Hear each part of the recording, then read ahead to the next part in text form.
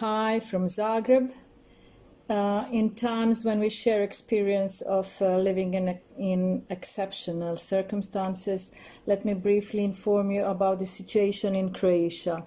As of today, there are currently 2,200 cases of coronavirus infections, of which more than 1,680 have recovered. Unfortunately, 89 people have died. As all you know, here in Zagreb we were hit by two catastrophes at the same time. The first one is obviously Corona, which is keeping us at home, indoors. And the second one happened on 22nd of March, really strong earthquake, 5.5 degrees, which made us really insecure at our homes. Approximately 20,000 buildings were damaged, homes, museums, hospitals, schools. Many of our citizens cannot go back to their homes. The renovation of the city, especially the historical center of the city, will last at least 5 years, and the approximate cost or estimated cost of the renovation is around 55 million euros. Now back to HRT. For the moment, as probably all of you, we are producing only news, current affairs, and educational program that we called TV School, which is dedicated to the kids from primary school from 1st to 4th grade, and the rest of the students and pupils have online education. The rest of the program consists of our archive, which is a really rich archive. Then we use many films, series, documentaries, and programs that we got through the exchange by EBU or some other association. Just last week we launched one live daily program that runs on HRT1. The host of the show uses Skype and, as in other programs, to talk to her guests, and the show is made at her private home. So these are the measures against the corona. Depending on the development of the situation with the coronavirus in our country, HRT plans a gradual return to the usual everyday production. Production will be in accordance with the measures of National Civic Protection Directory, and hopefully it will be soon. Till we see again, till we meet again, stay safe and sound. Bye-bye.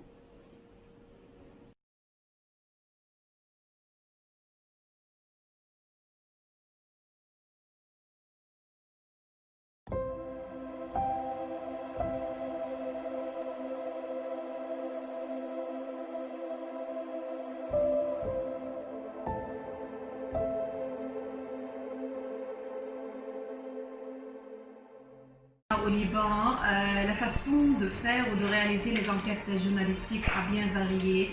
Beaucoup de personnes refusent de faire des entretiens directs. Nous faisons ces entretiens la plupart des fois à travers le Skype, mais parfois quelques sujets exigent d'être sur terrain. Bien sûr, il y a beaucoup de précautions nécessaires de faire. Les masques, les gants et bien aussi les stérilisateurs sont très nécessaires dans notre travail.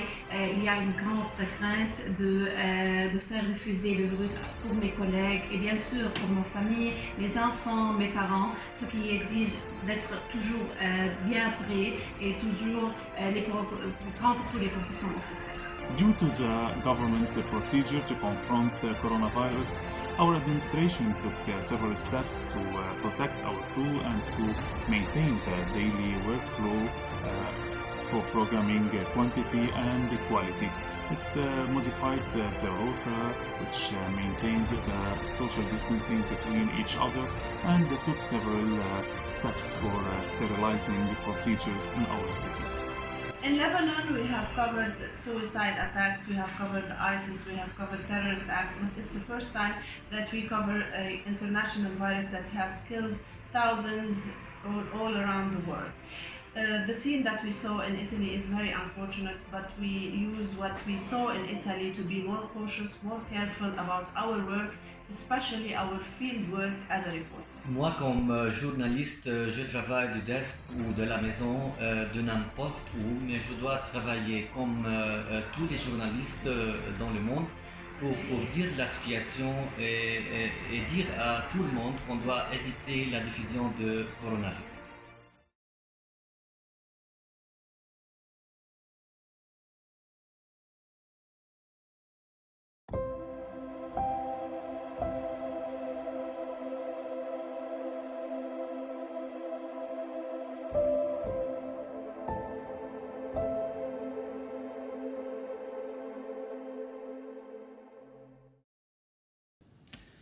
Hello, this is Mario Shvirep from the Public Broadcasting Services in Malta.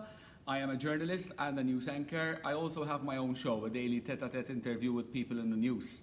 I must say that Malta has managed the COVID-19 situation pretty well so far. With just a handful of deaths and with almost 500 people testing positive, the situation couldn't be handled better.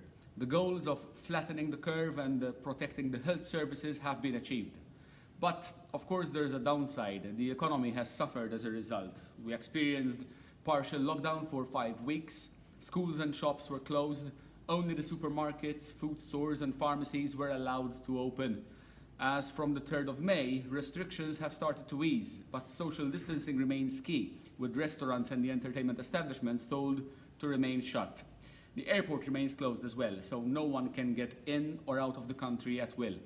At the newsroom, we have 2 teams of journalists with their respective crews working on different days, never coming into contact with each other. The management has decided to follow the instructions of the health authorities to the letter, providing hand sanitizers, masks, visors, the whole lot. A few of our veteran journalists have been asked to stay at home and to stay safe. The programming schedule has had to change. A few of the daily programs went off air, temporarily of course, but these were replaced with oldies and some new stuff which had already managed to get through production phase. I must say that most of the news on the current affairs programs, all they deal with is this novel coronavirus and its effects on society at large. Our daily routine has changed, of course. We interview people from miles away, literally using Skype and Zoom more than ever, and even on-location interviews are carried out from a distance. All official press briefings are followed online. Here in Malta, we have very close ties with Italy, Spain and the United Kingdom, and the Maltese were really saddened, shocked really and truly with what was happening over there. I believe the media here in Malta played a key role in delivering the facts about the COVID-19 crisis, and the general public has responded well. The media steered away from all the fake news doing the rounds on social media and sometimes being reported in other countries in the mainstream media as well. The only issue on which the media disagreed with government throughout the crisis was the approach to the migrant situation in the Mediterranean. Europe must help, Europe is not helping, but we should still save lives. There are many sides to the argument and the pandemic certainly doesn't help. Stay safe.